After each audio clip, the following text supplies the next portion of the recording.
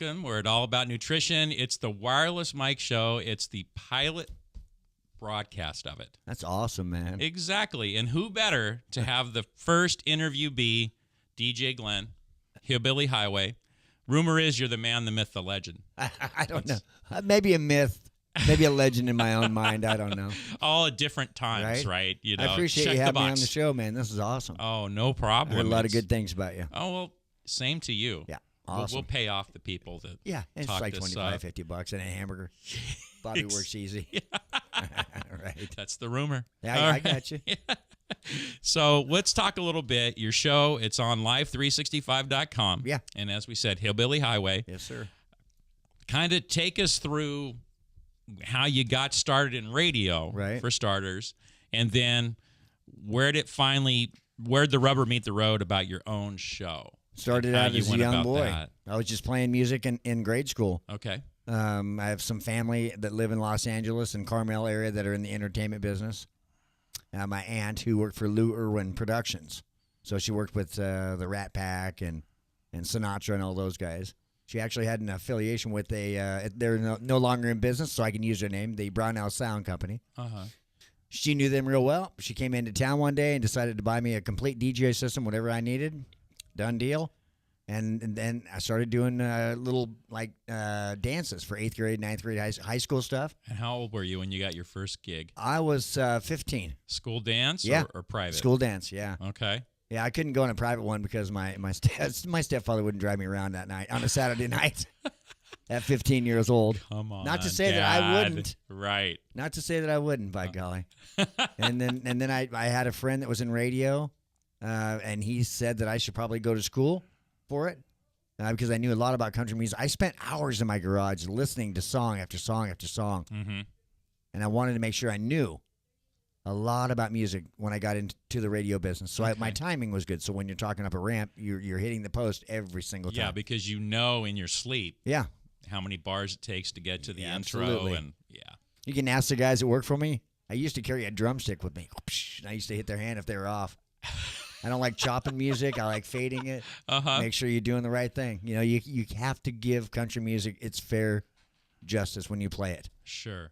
And I'm all about that. So. Okay, so you're rolling along. Yeah. You were a wee lad. Yes, sir. And it keeps on going. Yeah. So you get into radio, and I worked over in Moscow, Idaho. Okay. I worked at a station in Colfax, Washington, which you're familiar with. Yeah. Yeah, Lentil Capital. Yeah, absolutely. Lentil Fest. Yep. I went from there to KUPL in Portland. Okay. And then over to KWGJ, which I did overnights. Ooh. So I was working at a bar, and then I would have to get done from the bar at 2:30 in the morning, and be at the radio station at 5 for the Sunday morning oldie and gospel show. Wow! Right? And was that all you, or did you have something on tape you were playing and announcing? Actually, I had to switch it. We took it out of automation and made it live. Okay. And then reel to reels, yes, right? Yeah. Yep. And then back, and then they said, hey, we have a overnight position on the FM side if you want it. So I was like, heck yeah, man. So I was working from 10 at night until 7 in the morning every Saturday night. Then a morning show came open, a position. So I went and did the morning show for a long time there. Well, and for those who aren't really familiar with some of the radio stuff, the morning drive and afternoon drive, those are like the jewels of a job to have, right? Yeah, in radio, for sure. Yeah, in radio. Yep, and I stayed there for many, many years. I worked in Nashville. I worked in Drain, Oregon, of all places, right? I haven't heard that name in a while. Yeah. And then I kind of got ill. Got the cancer bug, so I had to take some time off for rehabilitation. And I hadn't played music in almost a year, so I had to sell a lot of my equipment to pay for my medical bills. So I had nothing again. So I had to get a job. And a friend of mine said, you need to get back into music, because I was doing fabricating, because that's what my family does. They have a metal business. Oh, okay. So I was fabricating, saved some money, bought another system, and started booking some shows. And the next thing you know, I'm doing probably 50 weddings a year. Wow. So I'm super busy now. And then I hadn't even thought about being in radio. And then a position came open at a station in Salem. About a year ago, actually. And you knew someone who knew someone. Yeah. My buddy's like, hey, they have a 2-hour slot on Mondays. Okay. Do you want to fill it? So I went down because they have certain things you have to do. You had to pass the background check, FCC, but sure. And then go through their orientation. It's a lot harder than it used to be, Glenn. Man, let me tell you.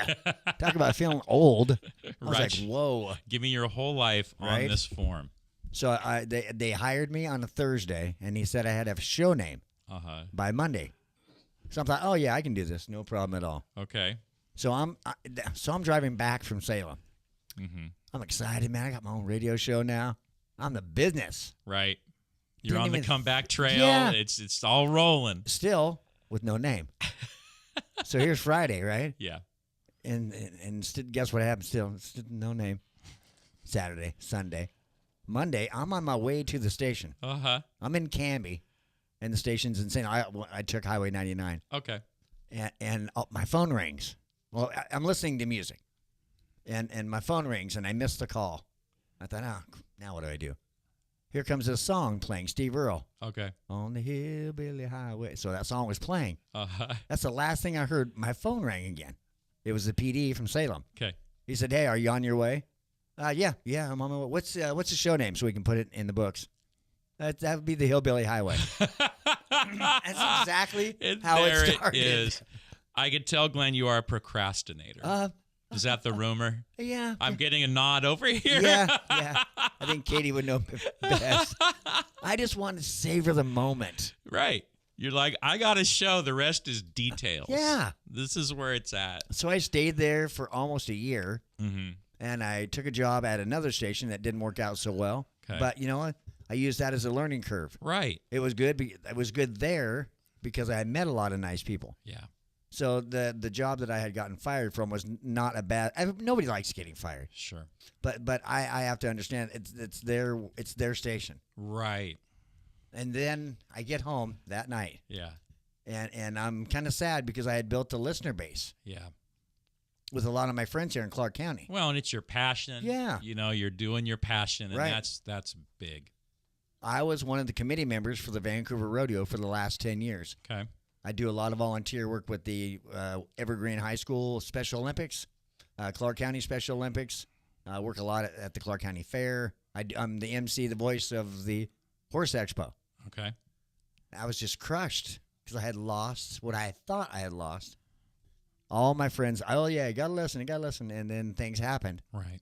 So I got home, and my stepmom, because like I said recently, my dad just passed away. I'm sorry to hear it. And she and her and I and Katie were talking over supper, and she said, why don't you just start your own station? How much would that cost?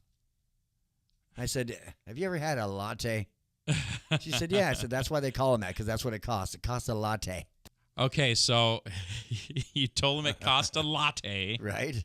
That's what it costs to start your own radio station. Okay. So I started doing some looking. And I have a friend who donated some Howard Maines speakers mm-hmm. and a little piece of equipment, mm-hmm. a little mixing board. Didn't work out because I thought, my buddy said, well, you started a podcast. I said, no, I'm starting a radio station. There's a difference. So it went from a 4-channel, and then I got a 24-channel board, which I didn't realize that you couldn't use as a broadcast console. Oh. So after that $1,000 went down the drain, I went and bought some mics. I went and bought some Shure SM7Bs, mm-hmm. and I got a really nice set of headphones. And then I found out that the program that I'm running, I had to have a custom computer made for it with a special sound card. $5,000 later for that. Wow. Then I had to have a broadcast console, so I had to go to I run an Arrakis AR10, mm-hmm. so it's actually a regular analog mixing board. Okay, so by this time, how much are you in time-wise and financial-wise? So I'm into it now, probably 2.5 months. Okay. And about $11,000. That's not including the monitors that I had to get, the crossover that I had to get, the CD players that I run. Okay. And the Radio Boss program. There's $400 right there. Wow. One little box that sits on top of my mixer, it's called a JK Audio Broadcast Host. Yeah. That's for my telephone. $500. you have a lot of nifty stuff. Yeah. Let's put it that way. I finally get it all put together. And I thought, okay, now we're going to set the world on fire. But I didn't know how to set it up. Right. I had no idea how to wire anything in. So I got the Radio Boss program going. Uh-huh. And then it was like squeal. It was echo. It was horrible. Okay. I put a post on Facebook about needing some help 2 days before I was going to throw the towel in. I was literally at the point. I'm right now. I'm 20 grand in, mind you. Okay. I was ready to quit. Right. That same day, I was calling my buddy at Gruen Guitars in Nashville. Yeah. And saying, hey, I have some stuff for sale, man, if you want it. Mm-hmm. Not even 1 minute later, my phone rings. Yeah.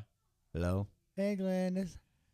My friend, she said, I have a young man who is a computer programmer, and he loves music, and he said he's willing to help you. Wow. Fine. So I called this kid. I'm thinking to myself, for one, if he's a teenager, he's probably not out of bed at the crack of 12:30, and he's not going to make it, right? So I call him, and he's there in 15 minutes.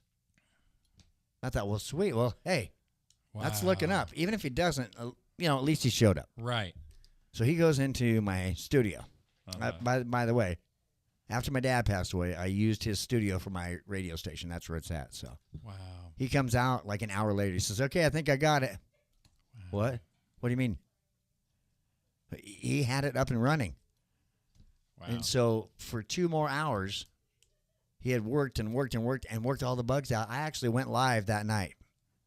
And you didn't even think you were going to have a show. I was going to sell my equipment the same day. Wow. I was that frustrated. I had dumped every cent that I had saved into buying more equipment. My stepmother, bless her heart, bought this, and here, let's have this, and let's buy this. And you can only borrow so much, you know what I'm saying? Exactly. Before you start feeling horrible uh-huh.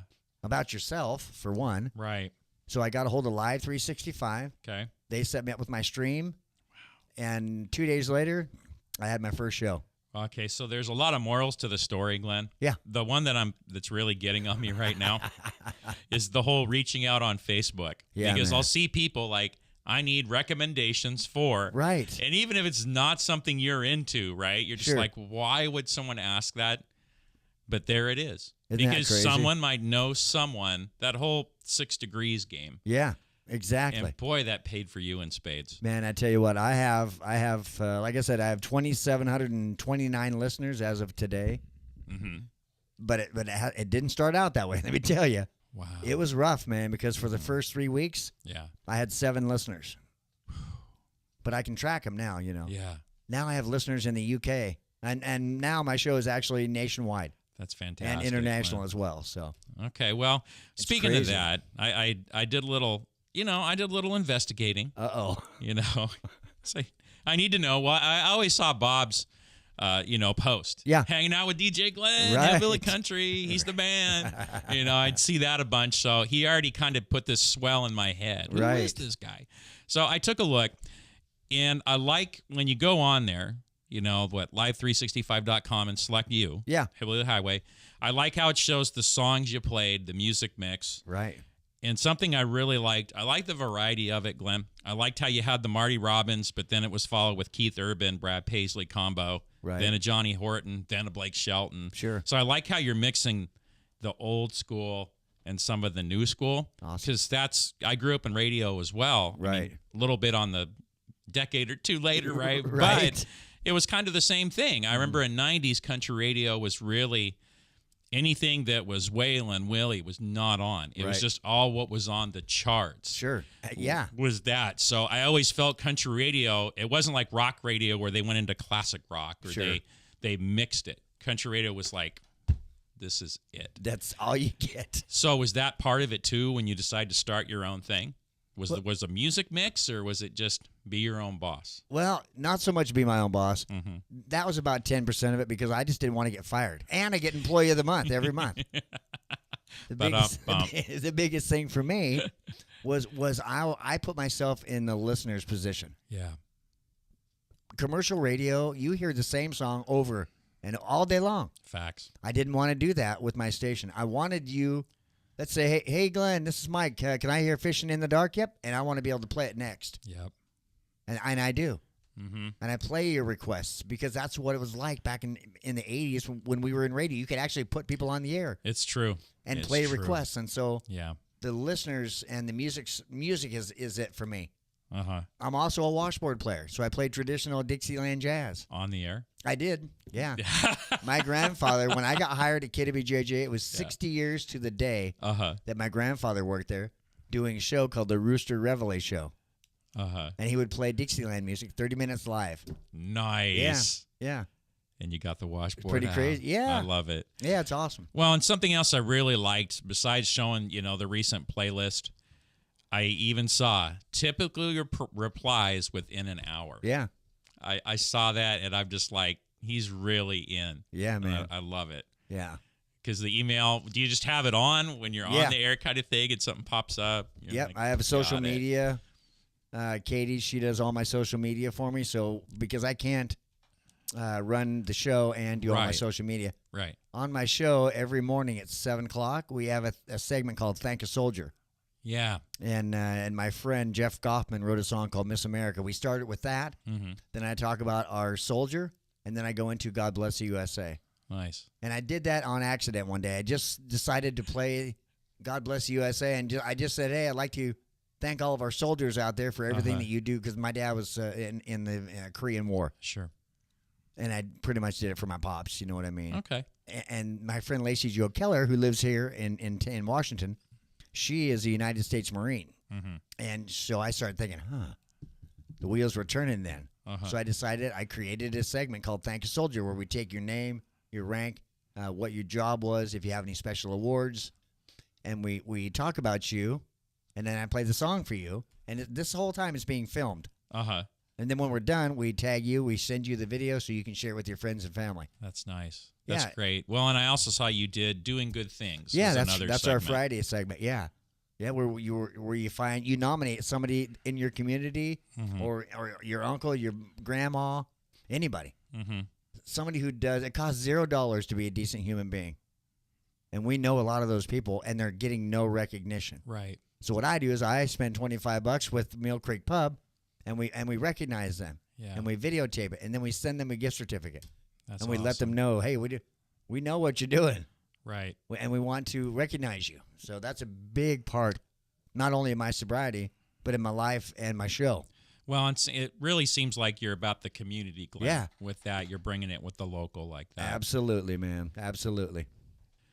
All right, Glenn. Well, I'm hoping this all gets going, this wireless mic thing, because I'd love to have you back. Yeah. Because I'd love to talk more about the industry and whatnot. And sure. Because I know you have lots of takes. Yes, sir. And I know you have a lot to, go back on with all your experience. So we'll have you back. Send your people to live365.com and search the Hillbilly Highway. Yes. And I liked how they had a spotlight on you, Live 365. It was December 30th. And I was like, it's a great way to end the year to find out about you. Isn't that awesome? That's fantastic. Well, I know that you're going to do good things. I can tell already. So you're always welcome on my show. You want to come by the studio? You want to do a call in? The number's 833 DJ Glenn. That's 833-354-5366. Right inside the studio, man. You can call. We'll put you on the air. I don't care where you're at. Whether you're at Fred Meyer's, playing with your kids, doing good things, we may send you out to Mill Creek Pub. Oh, you stop that. Absolutely. Don't tempt me to do good things. Right? That's awesome, man. Well, thank you so much for the time, Glenn. And, hope to have you back. And as I said, you already got people there. What are they going to get when they listen to you? Real quick, 5-10 second. Great music, a lot of fun, no pressure. And play request. All right. Time to take a ride in the Hillbilly Highway. All right, my friend. Thanks so much. Thank you so much for having me. It's been an honor. I appreciate it. You bet. Take care. You too. Thank you so much.